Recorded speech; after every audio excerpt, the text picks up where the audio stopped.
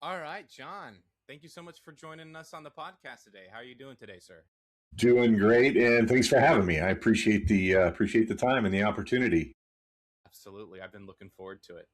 Okay, to get started, why don't you take a moment and tell us about your practice and what you specialize in? Sure. So we are Guardian Rock Wealth, and it's the whole thing started out of spending about 28 years on on and in Big Wall Street. And the idea behind Guardian Rock Wealth is we wanted to create a firm that didn't accept any outside money, marketing dollars, anything like that, and was not influenced unduly by any Wall Street firms. We are completely independent, fiduciary, registered investment advisors. We try and cover the whole gamut and create what I call a wealth management system as opposed to just a collection of investments that we call a portfolio, that it encompasses your entire life.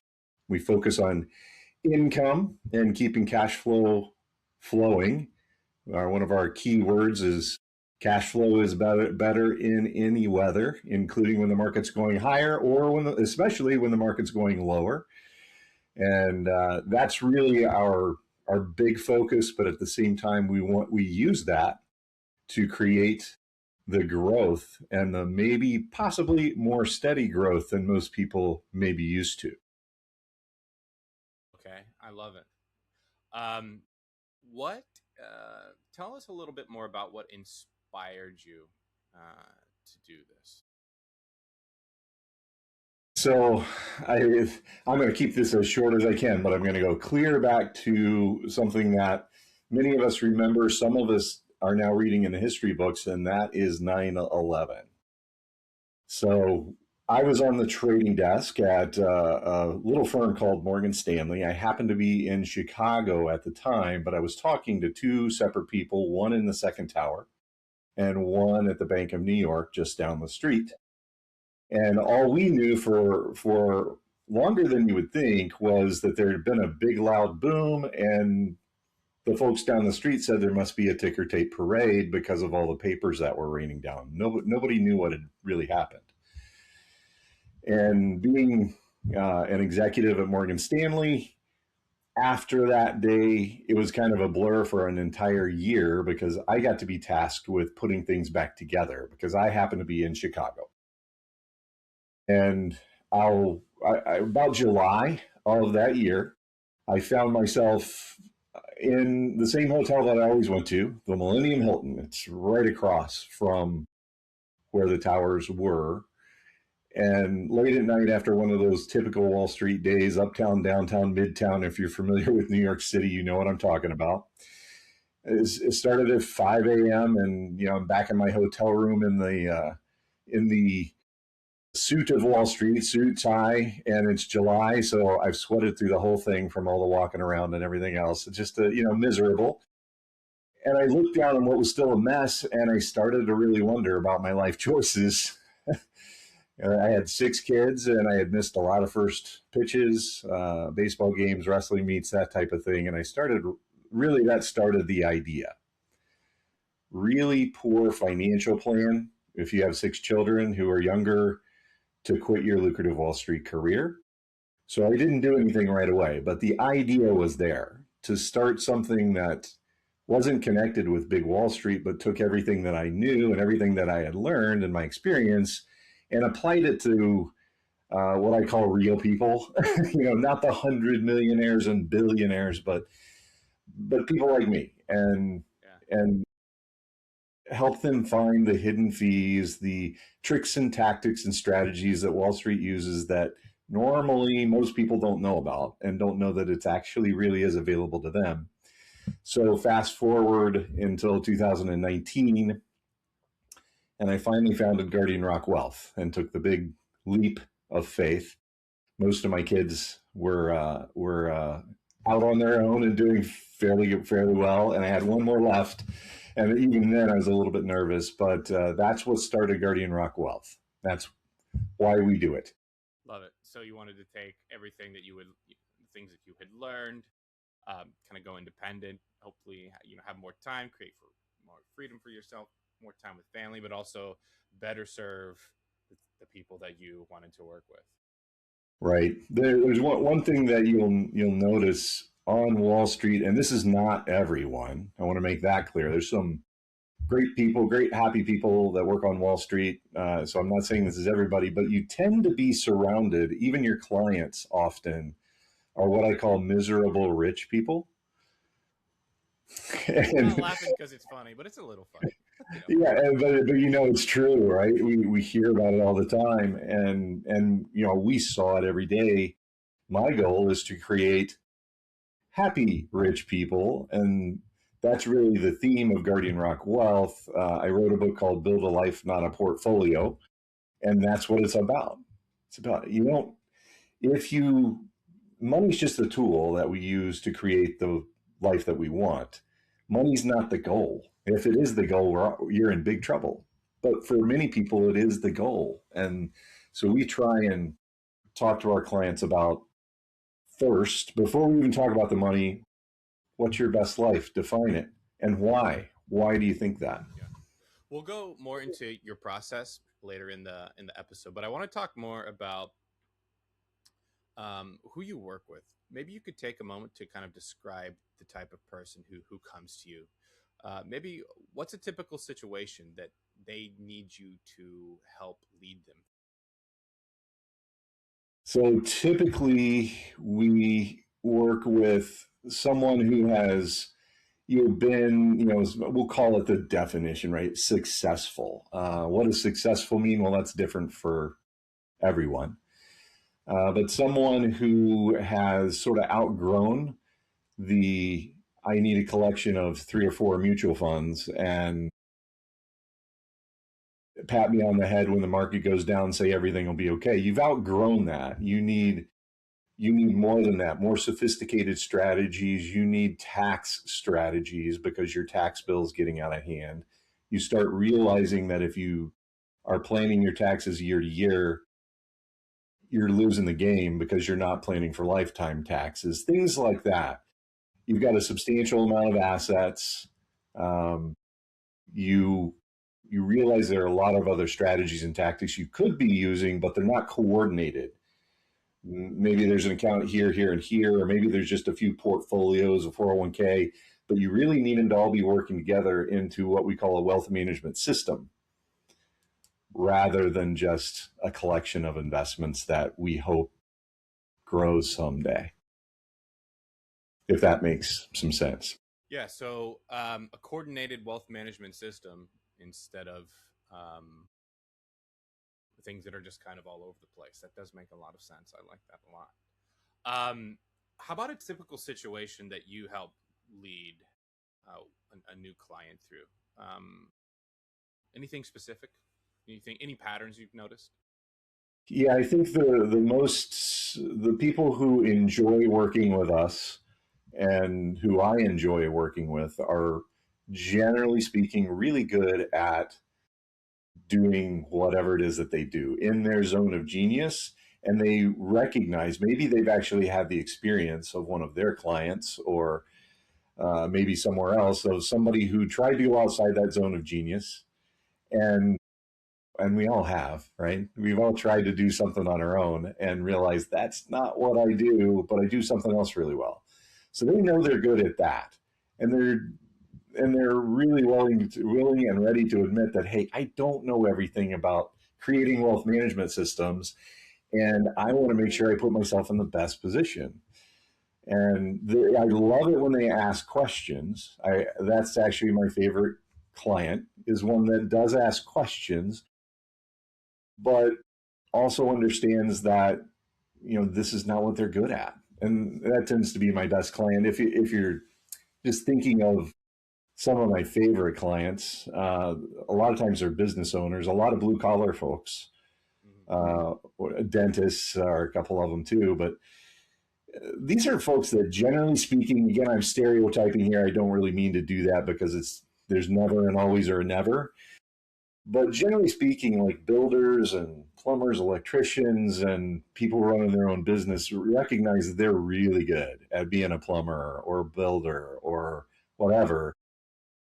And yet they're starting to also realize they may not want to do that for the rest of their life. And what happens when one day they can't? Yeah. Yeah. Well, I come from a blue collar background. Before we started our business, I was in construction, um, and I know a lot of those guys. And it's hard on your body, man. It really is. It's Yeah. definitely not something that you want to do your entire life. So I really get that. Um, it also makes sense too that you love working with people. Your best clients are the ones who ask a lot of questions, which tells me that they're kind of hands on, right? Mm-hmm. But Yep. they know they don't know what they don't know, right? Right. But they want to understand it. It's important that people understand what I'm doing on their behalf because I don't want any surprises someday. I didn't know you. I didn't understand that. I don't want that to happen. Yeah. Right. So it's kind of like they're hands on, but they want your help, but they want to understand. They want the basic knowledge. And that even empowers them to help ask even better questions. So, okay, what are some of the questions your clients typically ask when they meet with you for the first time? Maybe they haven't become a client yet. What are some of the top 2 to 3 questions that you find that you get? The number one question that I get is because they probably heard me talking or they've read something that I put out there or listened to one of my podcasts, and they say, "How do you really create income?" I thought there was only one or two ways to create income. Buying bonds as part of your portfolio. And so I get to explain to them there are a lot of ways to create income, and they all serve a purpose. They're just different tools in the toolbox. And that's the number one question because, especially as people get closer to retirement, they're saying, great, the stock market moves up and down, but I need a monthly income to pay my mortgage or my regular bills that I have to pay. How am I going to do that? So that's question number one. Question number two is my tax bill is just seems out of control. I guess I have to pay taxes, but sometimes I hear about tax strategy. And then we get to have a lot of fun, and I get to show them how, yes, I can help you run a portfolio that makes sense, but I can actually help you keep money in your pocket instead of in Uncle Sam's pocket by doing a not all that complicated sometimes, some things that can be done and frankly should be done because the rules are there to help the taxpayer, actually, believe it or not. But even a lot of CPAs are just not aware. So that's probably the second biggest question that I get. So, questions about creating income. There are a few ways. You get a lot of questions about all the different ways. What's the purpose? Like, how can we apply these?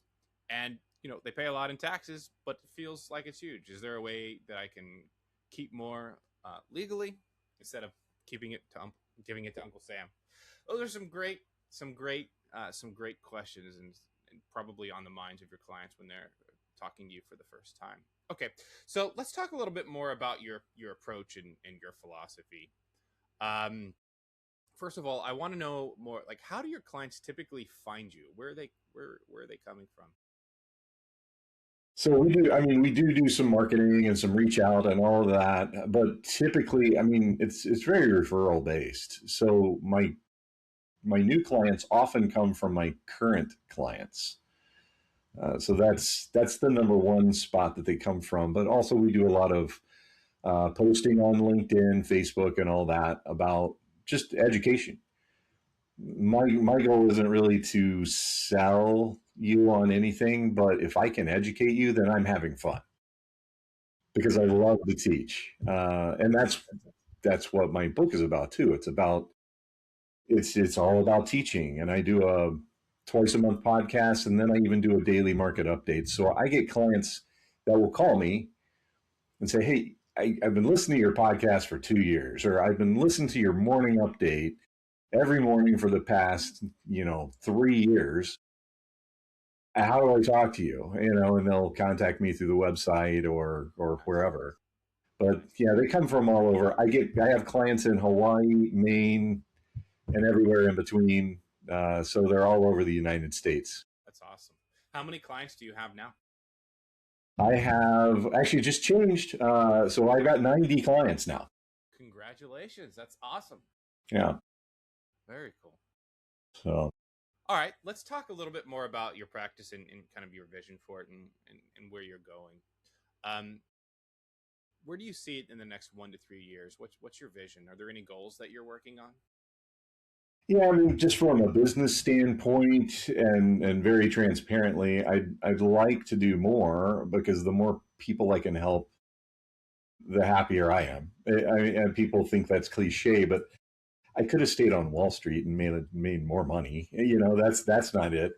But if I can make a happy rich person instead of a miserable rich person, or take someone that's like, I don't know if I can survive in retirement because the yield and the income I'm able to produce with everything that I know, I'm not going to be able to do it, and take them to a position where I'm really comfortable moving into retirement. Or take a young person and they're like, how do I get ahead in today's world? Everything has changed since my Generation X parents say that, they just did this and it worked, and it's changed. If I can take them to a position of confidence and see that confidence on their face and listen to it in their voice, that's what really excites me. I don't know if I'm answering your question or not, but No, you absolutely are. That's my goal. And that, again, that makes me happy. I have a good time. I get out of bed in the morning and I enjoy what I do. That's what it's all about, man. Yeah. Is there anything standing in your way? Any current challenges you feel are kind of? I think it's more, there's a dramatic mistrust of the profession, and unfortunately, it is probably well deserved. And frankly, I watched it when I was on Wall Street. There's a lot of money flowing through a lot of fingers, and sometimes it's not the best thing for clients, and that's really unfortunate. It's why I'm independent and why I'm like fiercely independent. It's very difficult, by the way, to be independent in today's world, but I think that's the biggest block to helping more people. Is people are distrustful, and unfortunately, rightfully so. That's the biggest thing, yeah. And just getting the word out to the right people, so that they sort of pay attention and they realize, hey, this is a real thing that I should be paying attention to. It's the rest of your life, folks. It's the tool that you're going to use for the rest of your life once the paycheck stops. Absolutely. So it's important to pay attention to, but people see it as all that's tomorrow. Yeah. Or they want like a immediate hit the button and everything's fixed, and it just doesn't work that way. If you ever find that button, would you mind sending it over to me? I will. That button or the easy button, either one, I will take it. Yep. Yeah. So, as a business owner, we rarely do this alone. So, as your practice has grown, are there any programs or trainings that have shaped or positively impacted how you serve your clients? Is there anyone you'd like to give a shout out to? Oh, man, well, as much as I knock on Big Wall Street, that's where I learned almost all these strategies and all these tactics. There's so many people that have helped me along the way, that have taken time to mentor me and shown me what not to do, let me fail, frankly. And that's how you learn the most. And I got to fail with, Wall Street money as opposed to, my own or someone else's. And that was all, I'm very grateful to what the institution, I got to sit across from people that you would know, like their household names. I got to learn from them. So that's huge. I probably shouldn't mention their names, but sure. That's the main people. And people also that have been influential on me, people like John Maxwell, and just great people. That Jim Rinke, which I know he's not necessarily a famous guy, but man, has he had a great impact on my life. He wrote a book too called Transformed Pain. And just so many people. And most of all, Without a doubt, and very clearly, the most important is my wife, and she works with Guardian Rock Wealth as well. She deals with all the paperwork, Very or most important. of the paperwork, and does all the insurance work and things like that, because that's not stuff that I enjoy. And she just takes it over. And she's put up with the whole thing from zero to where we are today. So, That's awesome. Probably her taking a lot of the things that need to be done, and you're doing more of the things that you love to do, which it sounds like teaching and mhm, turning more miserable rich people into happy rich people, right? that's right. Exactly. Yeah.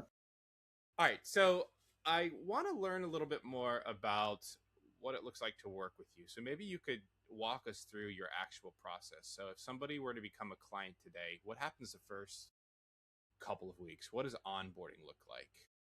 What does it look like to work with you over the course of a calendar year?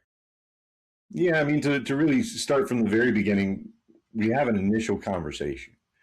And during that conversation, we kind of decide. I decide because when I first started at zero, if you had a pulse and you could flog a mirror, you were a great client. Now that we're a little bit larger, it may not be a good fit. And we want to be honest about that and direct somebody and maybe even refer them to somebody else who would be a good fit. Because I know a lot of other wealth managers, a lot of people who aren't wealth managers, but they're financial advisors. And if you're in that stage when that's what you need, it's just a financial advisor or somebody to allocate your assets, we're gonna say, hey, go call these three people. One of them will be a great fit. And the other side of it is, hey, if you don't like me, I'm not for everyone. I'm probably not going to put a suit on for you. I gave up my suit and tie when I left Wall Street. I used to wear a suit and tie for a while when I first started, and I was like, I'm not going to do that anymore. They're uncomfortable. Yeah. So, I mean, It's if you, funny. I had never worn a suit and tie my entire life because I have a blue collar background. yeah, So when I started this business, I actually like wearing a suit and tie sometimes. there you Some of go. you have to do it every day. You'd probably Yeah, look it's whatever forward you to it, have which to is do, right. you don't It's want to not do, as right? comfortable as a t-shirt and jeans. Yeah, I'll put one on. If it really makes you happy and I get along with you really, really well. But that's pretty far and few between. And most people don't care. I found most people really don't care. They just want to make sure they're getting great service and a great value. So Absolutely. we talk that through, and if both sides decide, hey, this is something I want to continue, we have another meeting. And again, you haven't paid me anything at this point, and we go through your statements, what you have now, and then we determine, hey, is this something that you really need me for, or do you just need maybe a little bit of a edge in one direction or the other? We're still deciding whether or not we want to work together because I want to be very careful about who we have as clients here at Guardian Rock Wealth. No jerks, and a few other criteria. But then once that happens, we get the statements, we sign a bunch of paperwork because the regulators say we have to, and there are certain things that make a lot of sense that the regulators make us do. And we get the account set up once all that paperwork is done. And then we start to develop what I referred to before, which is that wealth management system.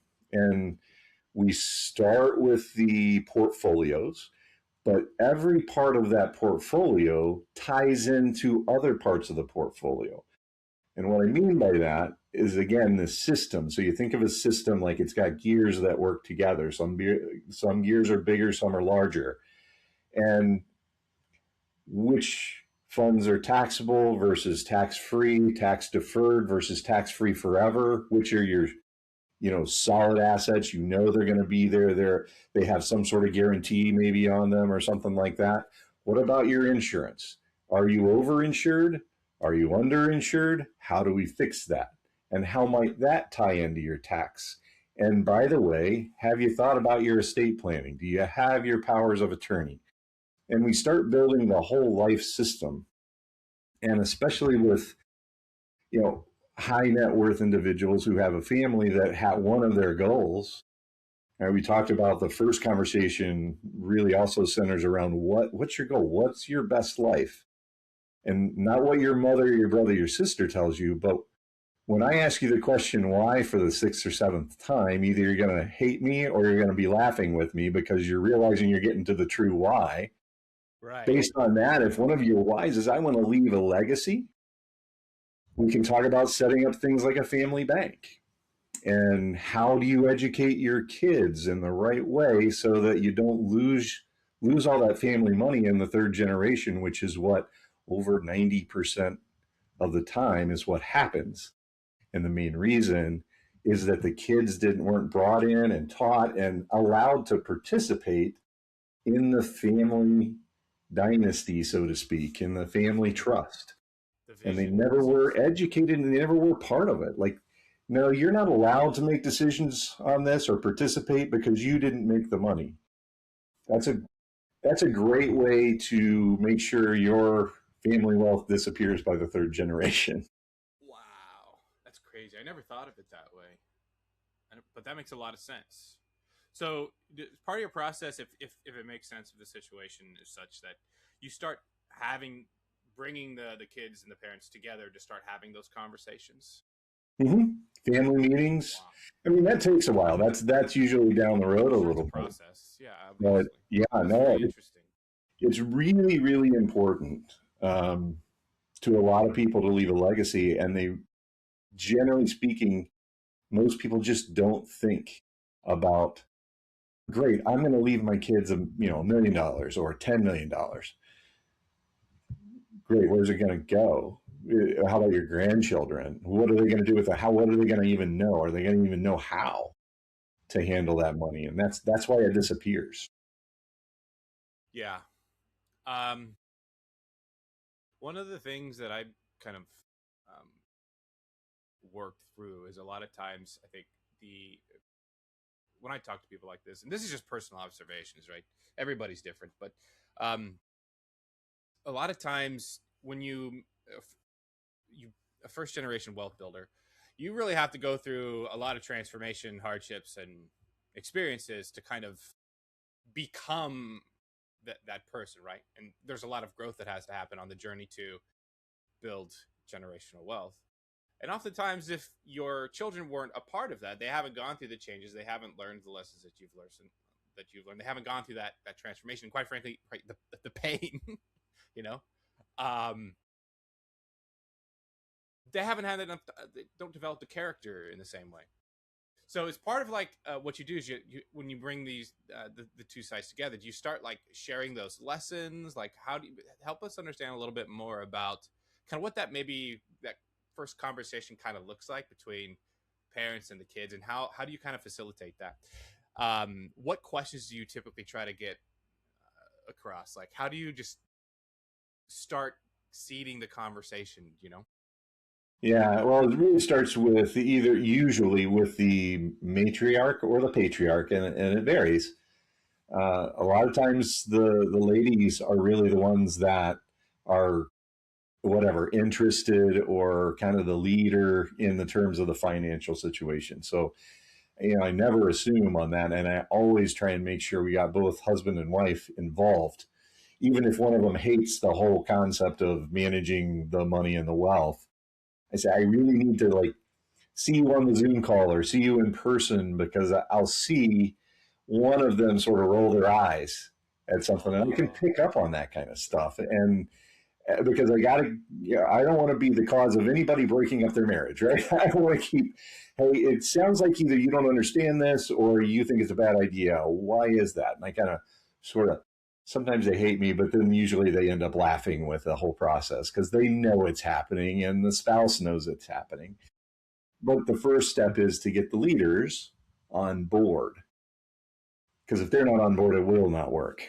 But the second part, to get to the heart of your question, what questions do you start to ask with the family, and how do you bring them together? Is the first thing to do is have the leader, the matriarch, the patriarch, whatever, begin to develop and write down the family trust plan. Right? Usually, it's some sort of trust that we're building out, and how do you want it to work? Do you want to allow the kids an opportunity to say, I don't want anything to do with this, because sometimes the kids are like that. I don't want anything to do with this. And all the kids are different. And do you want to allow for that? And if that happens, are they allowed to come back at any point in the future? Or do they take X number of dollars or a percentage or whatever, and they go their own way and do their own thing? That's a really important part of the document, and setting out those sort of rules and regulations of the family trust, the wealth of the family. And then I usually coach the first few meetings and they have a business meeting. It's a board meeting, and teaching the kids as young as 5, 6, 7 years old. I love it. A lot of times they're part of it, and you ask questions on their level, like you ask them what charities they want to support. And, it might be, I really like the zoo, so you put a few bucks toward as a donation to the zoo, whatever it is. And then later on, as they get older, they've learned not only are their decisions and their opinions valued, but they're actually acted upon. Obviously, when they're younger, it might be 10 or 20 bucks goes to the zoo or whatever. When they get older, it might be, I have the skills, I've gotten the education, I want to start a business. They can take a loan, not a gift, a loan, or maybe the family trust takes an equity position in that particular business. Nice. And that person is responsible then for reporting back to the board, the family board, as to how that business is doing each quarter or each year, however it's set up. I love the structure, how you structured it kind of like a business, and you start having conversations about it, but it starts with getting the vision on paper. Right. That's exactly right. Everything starts. It's got to be written down. Yeah, and it's got to be followed once it's written down. I love it. And you kind of act as the mediator. All right, so we are right at about time, John. All right. But so let's go ahead and land this plane. For anybody who's listening, who wants to get in touch with you or is interested in possibly exploring what it's like to work with you, what should they do next? Where should they go? The very best way to get in touch with me is to go out to the website, guardianrockwealth.com. And up in the upper right-hand corner, there's a Contact Us section. Click on that, fill out that form. It's really a simple form. I don't ask for a lot of information, just how to contact you back. If you have a specific question, definitely put it in there. That's the best way. And also, by the way, just go out to the website and explore. If you're not really sure you want to talk to me because maybe I'm not your style, there's a whole lot of educational stuff there. Explore the resources section, all that. The other way to get in touch with me, especially if you don't really want me calling you or responding back to you, and I get that, if you just want to learn a little bit more, is grab your cell phone, pick up the cell phone, open up the texting app, dial 321-421-5213, type in the word LIFE, L-I-F-E, send that. You'll get a link back. I promise you I will not spam you with a bunch of text messages because I hate that too. And you'll get all my links, and you'll be able to listen to the podcast or whatever you want to listen to. And it's just a lot of free education that I put out there. If you just want to maybe test it out a little bit first before you talk. Dip the toe in. Right. All right, John. Well, thank you so much for coming on the pod. We appreciate you. All right. Thanks so much.